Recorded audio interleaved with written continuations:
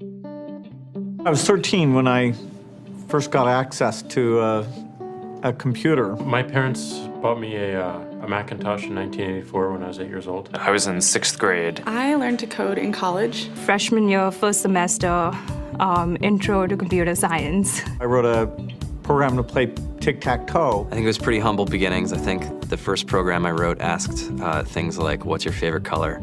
Or how old are you? I first learned how to make a green circle and a red square appear on the screen. The first time I actually had something come up and say, hello world, and I made a computer do that. It was just astonishing. Learning how to program didn't start off as wanting to learn all of computer science or trying to master this discipline or anything like that. It just started off because I wanted to do this one simple thing. I wanted to make something that was fun for myself and my sisters. And I wrote this little program and then basically just add a little bit to it. And then when I needed to learn something new, I looked it up either in a book or on the internet and then added a little bit to it. It's really not unlike kind of playing an instrument or something, or playing a sport.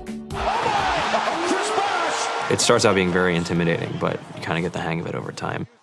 Coding is something that can be learned, and I know it can be intimidating. A lot of things are intimidating, but what isn't? A lot of the coding that people do is actually fairly simple. It's more about the process of breaking down problems than sort of coming up with complicated algorithms as people traditionally think about it. You don't have to be a genius to know how to code. You need to be determined. Addition, subtraction, that's about it. You should probably know your multiplication tables.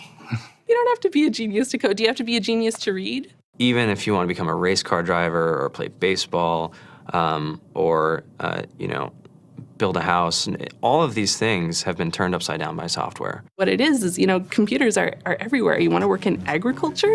Do you want to work in entertainment? Do you want to work in manufacturing? It's just all over.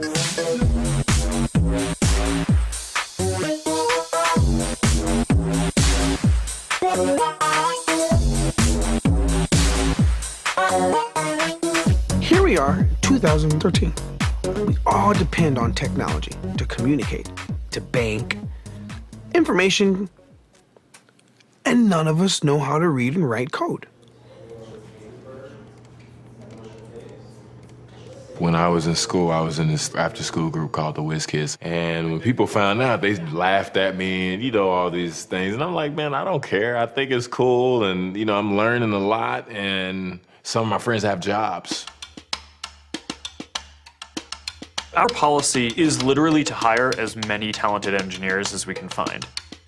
The whole limit in the system is just that there just aren't enough people who are trained and have these skills today. To get the very best people, we try to make the office as awesome as possible.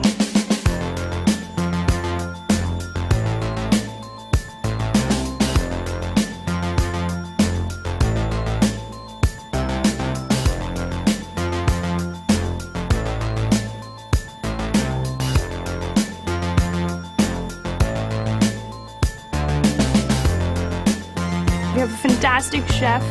Free food, Breakfast, lunch, and dinner. free laundry, snacks, even places to play and video games and scooters. There's all these kind of interesting things around the office and places where people can play or relax or go to think or play music or be creative.